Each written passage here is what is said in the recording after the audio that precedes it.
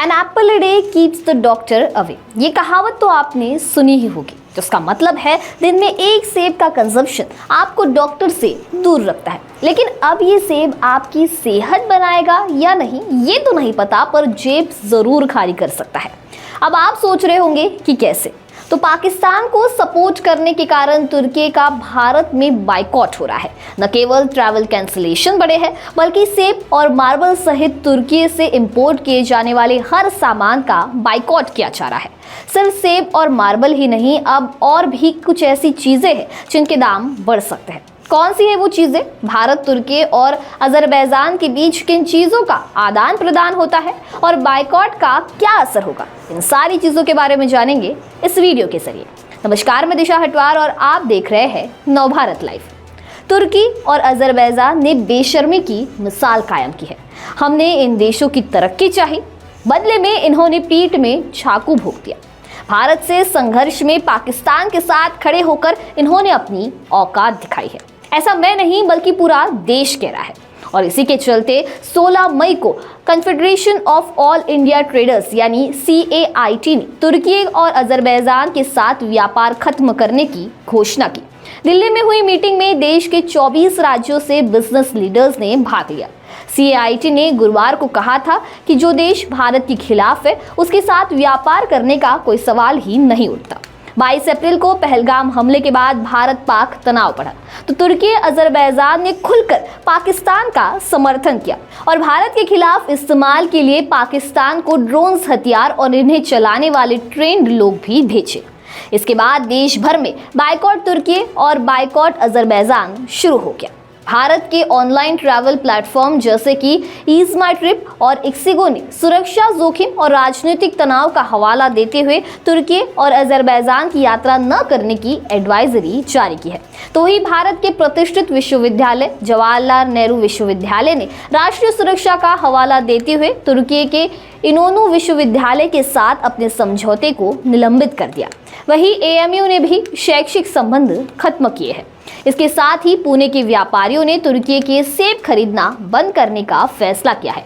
इसके बजाय ये हिमाचल, उत्तराखंड, ईरान और अन्य क्षेत्रों से सेब खरीद रहे हैं। उदयपुर मार्बल प्रोसेसर्स एसोसिएशन ने मार्बल का आयात रोकने का सरकार से आग्रह किया है। कानपुर के व्यापारियों ने 80% ऑर्डर कैंसिल कर दिया है। जयपुर के कारोबारियों ने करोड़ों के ऑर्डर को रोक दिया है। इस श्रृंखला में अडानी एयरपोर्ट होल्डिंग्स ने मुंबई के छत्रपति शिवाजी महाराज इंटरनेशनल एयरपोर्ट और अहमदाबाद के सरदार वल्लभ भाई पटेल इंटरनेशनल एयरपोर्ट पर ग्राउंड हैंडलिंग सर्विसेज के लिए तुर्की की फर्म सेलेबी के साथ अपनी पार्टनरशिप खत्म कर दी है। अगर बात की जाए भारत और तुर्की के बीच इंपोर्ट और एक्सपोर्ट की, तो भारत तुर्की को खनिज ईंधन और तेल, बिजली उपकरण, ऑटो और उसके पार्ट्स, ऑर्गेनिक रसायन, फार्मा उत्पाद, टैनिंग और डाइंग आइटम, प्लास्टिक, रबर, कपास, मानव निर्मित फाइबर और फिलामेंट, लोहा और स्टील का निर्यात करता है। वही भारत तुर्की से विभिन्न प्रकार के मार्बल, सेब, सोना, सब्जियां, चूना और सीमेंट, खनिज तेल, रसायन और प्राकृतिक मोती का आयात करता है। भारत और तुर्की के बीच 1973 में एक द्विपक्षीय व्यापार समझौता हुआ था। इसके बाद 1983 में भारत तुर्की संयुक्त आयोग की स्थापना पर एक समझौता हुआ था। इसके साथ ही अगर बात करें भारत और अजरबैजान के इंपोर्ट एंड एक्सपोर्ट की, तो भारत अजरबैजान को तंबाकू और उसके उत्पाद, चाय, कॉफी, अनाज, रसायन, प्लास्टिक, रबर, पेपर और पेपर बोर्ड और सिरामिक उत्पादों का निर्यात करता है। वही भारत अजरबैजान से पशु चारा, ऑर्गेनिक रसायन, आवश्यक तेल और परफ्यूमरी, कच्चे चमड़े और खाल का आयात करता है। 2023 में भारत अजरबैजान के कच्चे तेल का तीसरा सबसे बड़ा डेस्टिनेशन था। अब आप सोच रहे होंगे कि इस बाइकॉट का तुर्की पर क्या असर पड़ेगा, तो बता दूं कि 2024 में लगभग 3 लाख भारतीय पर्यटकों ने तुर्की की यात्रा की, जिससे तुर्की की अर्थव्यवस्था में करीब 3000 करोड़ का योगदान हुआ। बहिष्कार के कारण ट्रैवल बुकिंग में 60% की गिरावट और कैंसलेशन में 250% की बढ़ोतरी हुई है। भारत तुर्की के संगमरमर और सेबों के लिए एक बड़ा बाजार है। बहिष्कार से तुर्की को अपने प्रोडक्ट के लिए दूसरे मार्केट तलाशने होंगे, जो शायद उतनी मात्रा में प्रोडक्ट नहीं ले पाए या कीमत न दे पाए।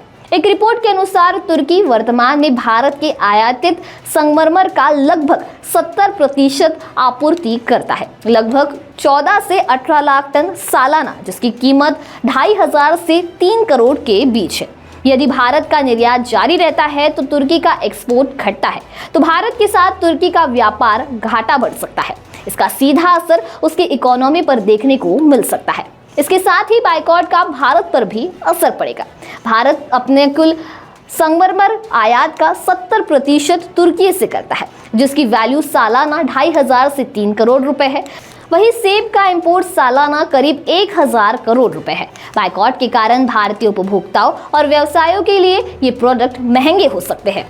हालांकि यहाँ आपको बता दें कि भारत में शुरू हुए बाइकॉट तुर्की और बाइकॉट अजरबैजान का असर धीरे धीरे दिखना शुरू हो गया है। मेक माई ट्रिप ने बताया कि अजरबैजान और तुर्की के लिए बुकिंग में 60% की कमी आई है, जबकि सिर्फ एक हफ्ते में कैंसिलेशन में 250% की ग्रोथ हुई है। कंपनी ने एक आधिकारिक बयान में कहा है कि हमारे देश के साथ एकजुटता और हमारे सशस्त्र बलों के प्रति गहरे सम्मान के कारण हम अजरबैजान और तुर्की की सभी यात्राओं इमरजेंसी को छोड़कर कैंसिल करने की सलाह देते हैं।